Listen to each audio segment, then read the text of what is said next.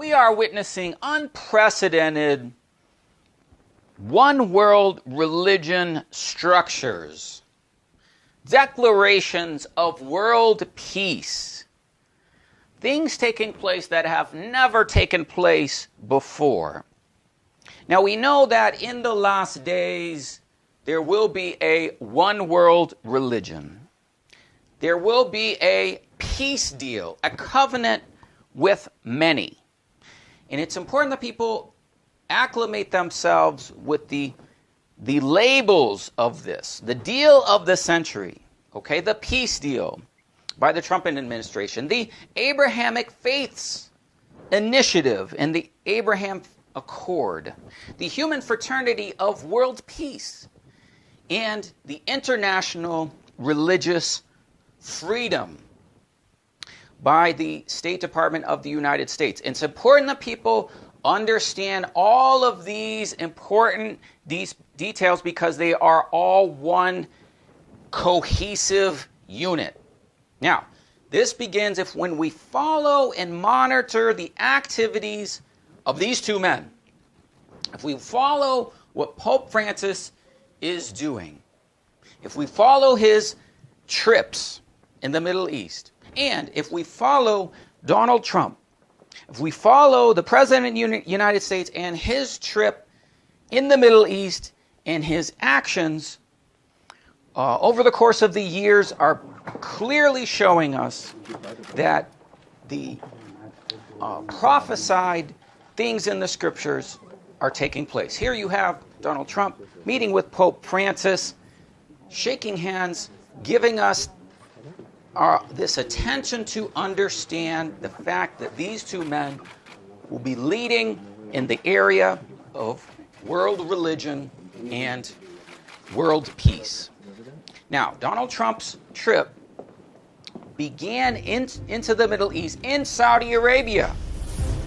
And in Saudi Arabia, Donald Trump visited here along with numerous Arab states. And you have this image laying hands on a glowing globe, okay, giving us this symbolism of the world, okay, of rulership over the world. Now, it was at this time that Donald Trump announced the consortium, the unity of Arab states.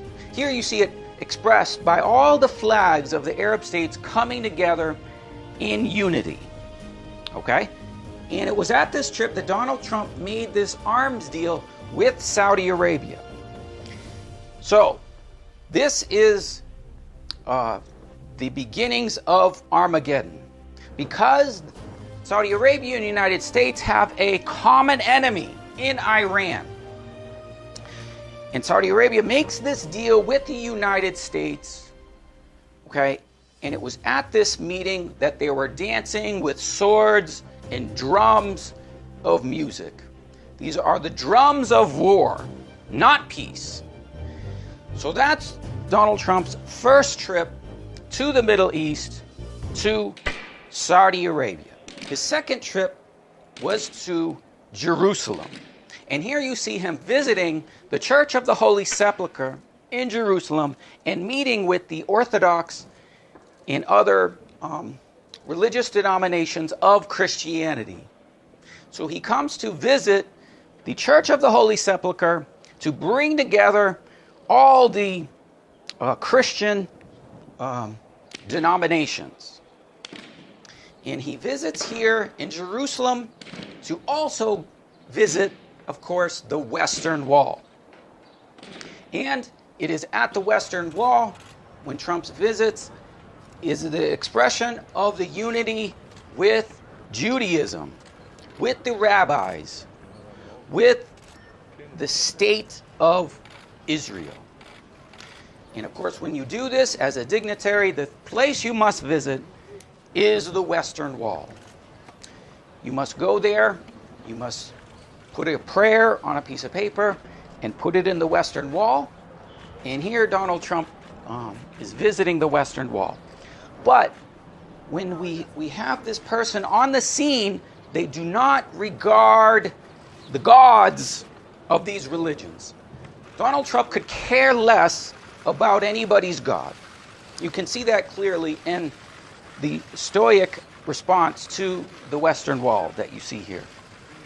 There's very little response, virtually no emotion.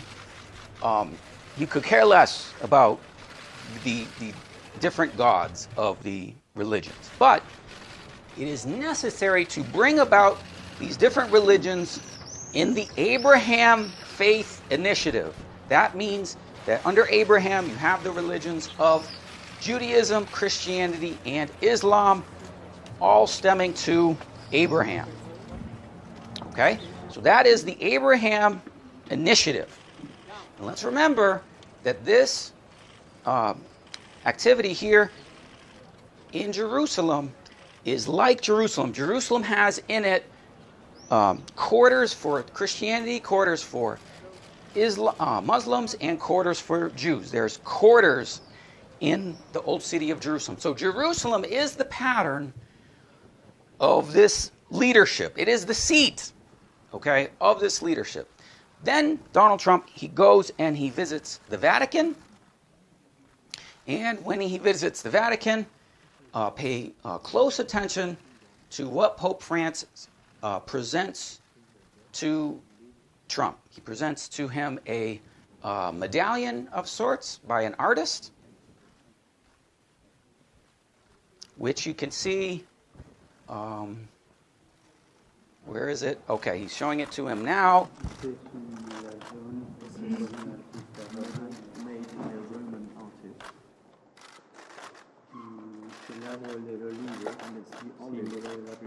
is a symbol of the peace, with two branches.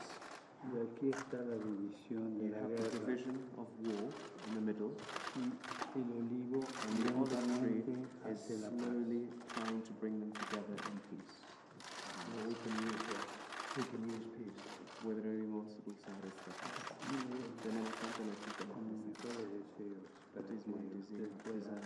That this can be another for peace.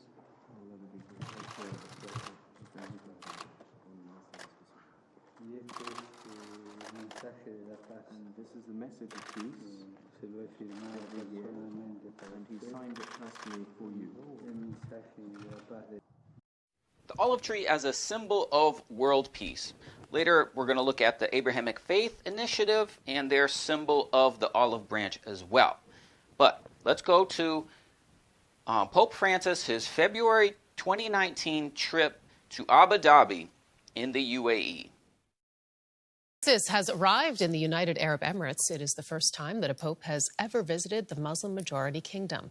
Guards on horseback escorted Francis to the Crown Prince of Abu Dhabi's palace, while military aircraft flew over, trailing yellow and white smoke, the colors of the Holy See flag. During his two-day visit, the Pope is due to meet leading Muslim clerics and hold an open-air mass. Now, this historic papal trip is aimed at turning a page in Christian-Muslim relations in the region. Have a look. During the Pope's historic trip as the first pontiff to the UAE for the Human Fraternity meeting, a document on human fraternity was drafted, along with the Sunni Imam al-Tayyib. The 5-page document is broken down in various parts, touching on some of the plagues of the current time and what unites humanity. While Islam and Catholicism present a different belief in God, as Allah or as Jesus Christ, the document mentions the importance of this belief, saying, the first and most important aim of religion is to believe in God, to honor Him, and to invite all men and women to believe that this universe depends on a God who governs it. Founded on the basis of the common belief in God, the document asks all religions to stop using God's name to justify murder, exile, terrorism, and oppression. This document emphasizes the importance of the role of religions in the construction of world peace. Peace and harmony are virtues Pope Francis has spoken about since the beginning of his pontificate. It is my hope that interreligious and ecumenical cooperation will demonstrate that men and women do not have to forsake their identity, whether ethnic or religious, in order to live in harmony with their brothers or sisters. The declaration claims it's a sign of closeness between East and West, North and South, and between all who believe God has created them to understand one another and live as brothers and sisters. A new idea was also proposed: citizenship for everyone based on equal human dignity, rights, duties, and the need to be treated justly. It seems he meant the new page part quite literally, as from February 4th forward, a new fraternity may have been found between these two religions. So this is unprecedented. The peace deal is multifaceted. It's very important that the people understand the players involved and what they are doing. This is a major portion of the peace deal. Okay? And they're signing this document of human fraternity for world peace. And they're establishing this Abraham house of worship, this center. And there will be three places of worship: a mosque, a Christian church, and a Jewish synagogue. Here you can see them signing the foundation stone for whichever one that is. So it's very important that we don't lose sight of the idea that the peace deal and Donald Trump deal of the century is also being administered by Pope Francis. Here you can see the renderings of the three buildings for this initiative called the Abrahamic Faiths Initiative, the Abraham House of Worship. Now this should be able to give us more clarity when we see the UAE establishing ties with Israel and why they called it the Abraham Accords. Now, if you look at the document, we also found similarities in this document to the 7 Noahide laws. Okay, the 7 Noahide laws of the Jewish Sanhedrin that the Gentiles must agree to. There are similar aspects to that, to this human fraternity for world peace document, so that these things are not separate. They are all one cohesive unit. And that is what we can see when we get out of the daily news cycle of all this information. But when we take this information and put it together, we see a clear picture, a clear story of exactly what's going on. This is the peace deal. This is one world religion, okay? And this is nations coming together in world peace. And this is exactly what the prophecies talk about as it relates to the end times. Now, remember they called this the Abrahamic house. Now, there's something called the Abrahamic Faiths Initiative. What is that? We're here on the U.S. Embassy to the Holy See. The U.S. Embassy website of the Embassy to the Vatican. And we have here the Abrahamic Faiths Initiative. And of course the olive branch symbol that we showed you. And a statement of Ambassador Gingrich. Now this is none other than Newt Gingrich's wife. Her name is Clarissa Gingrich. And she is the ambassador. And you can see on January 16, 2020, and it was a few days, it was a couple days of this, so January 14th, I was honored to host the opening session of the Abrahamic Faiths Initiative, facilitating discussions among faith leaders in advance of peace and mutual respect around the world, this remarkable gathering of faith leaders. Now, you can see that there are 3 people represented, okay? And I want you to pay close attention to one of the names. Okay, see this here? Ambassador Brownback. Okay? Now, Ambassador Brownback is a leader to Donald Trump's International Religious Freedom Organization. This is very significant because you see him here with the Abrahamic faiths. Okay, we're going to show you that later in the video. But what we have is Clarissa here, and she gives her speech, and it's launching this initiative. Now, this is 2020, but this obviously is going on because it was part of what we saw in Dubai, or Abu Dhabi, I should say. So let's remember Pope Francis gave Donald Trump an olive tree as a symbol of peace. And of course, we have the Abrahamic Faiths Initiative.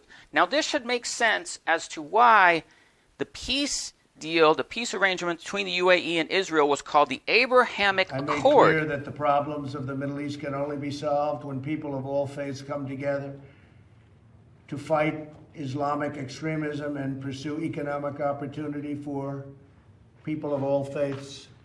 And when you look at what's happening, you're seeing a lot of progress is being made that nobody thought could possibly be made. And things are happening that I can't talk about, but they're extremely positive. I want to thank the leaders of Israel and the UAE for their courage and for their leadership to forge this tremendous agreement. It will be known as the Abraham Accord, and I'd like to ask our ambassador, David Friedman, to please explain why we're doing and calling it the Abraham Accord. David? Well, thank you, Mr. President, and congratulations to you on brokering this historic peace agreement. Abraham, as many of you know, was the father of all three great faiths. He's referred to as Abraham in the Christian faith, Ibrahim in the Muslim faith, and Avraham in the Jewish faith. And no person better symbolizes the potential for unity among all these three great faiths than Abraham, and that's why this accord has been given that name. The Abraham Accords, hopefully it's making sense by now that the Abraham Accord, the Abraham Faiths Initiative is the same thing, and it is also moving world government to Jerusalem. It was a connection with UAE and Israel. Capital of Israel is Jerusalem, and it's important that people understand Donald Trump has other global initiatives, one of which is the International Religious Freedom Law. President Donald Trump signs an executive order to promote international religious freedom. It comes just after he visited the St. John Paul II National Shrine in Washington, D.C. White House correspondent Owen Jensen, brings us the background on both. Owen? Tracy, the president is bringing faith to the forefront. That executive order he signed at the White House is aimed at helping advance religious freedom across the globe. President Donald Trump and First Lady Melania visit St. John Paul II National Shrine in Washington, a quiet moment of reflection under the bigger-than-life statue of one of the most popular Roman Catholic popes of all time. A shrine spokesman saying the visit was initially planned as the signing of an international religious freedom executive order and had been scheduled some time ago. The signing instead took place at the White House. It calls for at least $50 million per year for programs that advance international religious freedom, expands economic tools to support our allies on the issue, and more religious freedom training for federal employees who work overseas. So the U.S. State Department is now the police of the international religious freedom. And it is headed up by an ambassador, Sam Brownback. We'll look at him later, but he's part of the Abraham Accords movement. Okay? But remember Jerusalem. As part of his trips, another trip that Pope Francis did was to Morocco. And when he went to Morocco, he brought the Jerusalem symbol of peace to coexist in Jerusalem. The place for Christians, Jews, and Muslims, Jerusalem is the common patrimony of humanity. And so it was here that Pope Francis signed an agreement with the King of Morocco after his trip to Abu Dhabi with great fanfare and extravagant to sign this document acknowledging Jerusalem as the center of world religion, the center of world governance, that it would be in Jerusalem. Jerusalem would be the pattern where you have Jews, Christians, and Muslims, this Abrahamic Accord, this three religions coming together under one. During the first day of the Pope's visit to Morocco, the Moroccan king and Pope Francis signed an unexpected but important statement on the special status of Jerusalem. Both leaders urged respect for its spiritual significance and its special vocation as a city of peace. They asked that the holy city of Jerusalem preserve the common patrimony of humanity, and especially the followers of the three monotheistic religions. The two assert the city is as a place of encounter and as a symbol of peaceful coexistence, where mutual respect and dialogue can be cultivated. Thus, they say it is essential to protect and promote the spiritual dimension and a particular cultural identity of Jerusalem. Finally, the document included the desire for full freedom of access to the followers of the three monotheistic religions, and their right to worship will be guaranteed. So Jerusalem is home to a future of peace and fraternity on earth. We also see the issue of Jerusalem on Donald Trump's deal of the century. Here you can see it. The United States recognized the heightened sensitivity around Jerusalem. Jerusalem is a city. And it talks about the three major religions. So this is also in Donald Trump's deal of the century. Again, the idea of three major religions, the Abrahamic religion. Each day, Jews praise at the Western Wall, Muslims bow in prayer at the Al-Aqsa Mosque, and Christians worship at the Church of the Holy Sepulchre. So they're explaining some of the sites. And then they go on to explain the history of how the religious aspects of Jerusalem and the issue of it. It goes through the history of Judaism, for Christianity, what it means, and Islam. But you can see, this is page 15. If you're interested, you can download it yourself and read this. But you can see how Jerusalem and Jerusalem holy sites are part of the plans and initiatives of Donald Trump's deal of the century. Now, the interfaith movement and Jerusalem also comes into play with the Sanhedrin and the 70 Nations Founding Conference, which took place last year in September. And in it, you can see that in the presentation for the Third Temple, the recognition of Islam in the Jewish temple and Jerusalem. So there are also plans within the Third Temple of what they're saying here for Islam to be represented. So the picture becomes clearer when we see all of these different peace deals and arrangements and human fraternity for world peace. We see Jerusalem, and we want to talk about the 7 Noahide laws. So the Pope Francis, his Humanity World Peace Initiative, has language that is very similar to what we see in the 7 Noahide laws. So the 7 Noahide laws come from the Sanhedrin, from the court and of the 70 nations. And it is our brother S.R. Monet that found that the language in Pope Francis, his document on world peace, mirrors that and has the same language that we see in the 7 Noahide laws.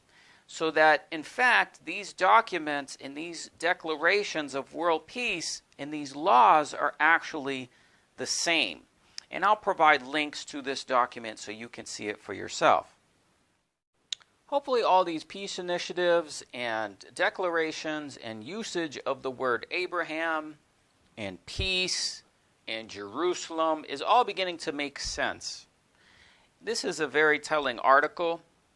Abraham faced called to cooperate for peace. 24 Christian, Jewish, and Muslim leaders gather in Rome. This is what we were talking about earlier with Sam Brownback, the ambassador for religious freedom in the Religious Freedom Executive Order. We saw Trump, sure there was an executive order. We have another video on that.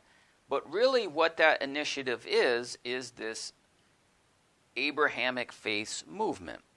And they have this funding to have people all over the world support this cause. And basically what they're saying here is through religious leaders and diplomatic means, peace can be brought to the earth. If diplomats had consulted with religious leaders 40 years ago, many wars would be avoided. Okay? So that's what they're saying here. That's what this initiative is. And what it is, this language, we know that they're looking to replace the United Nations with the 70 nations. Okay, so this language is this replacement of this new world order, really, for this religious order. Okay?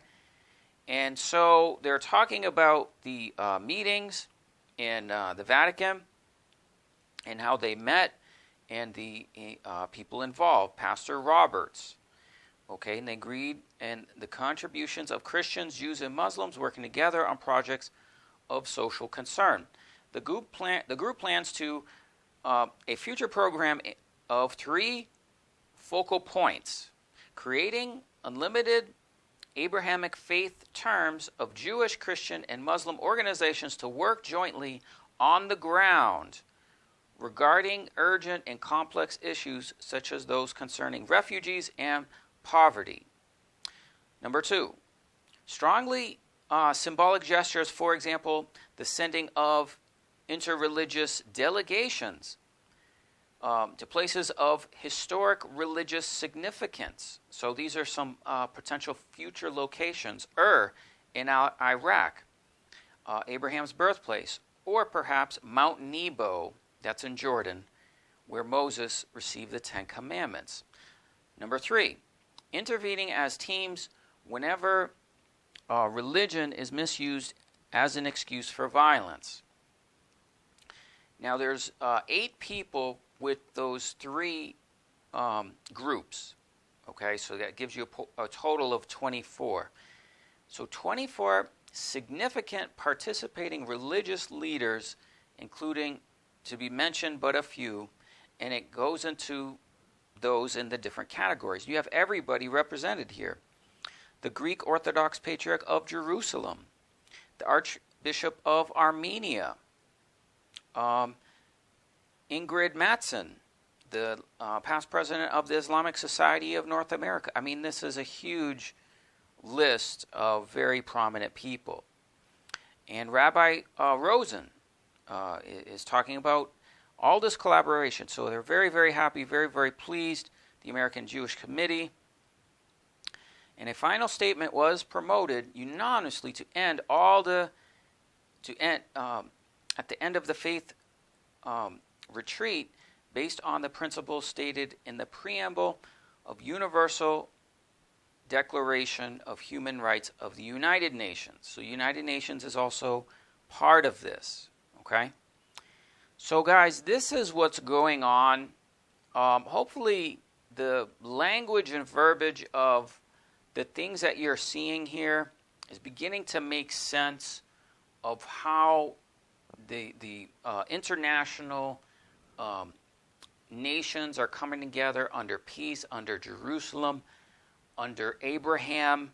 Okay, this is what the scripture said in the last days. Just as you saw 24 involved in the Abraham Faith Initiative, there are 24 seats in the Sanhedrin.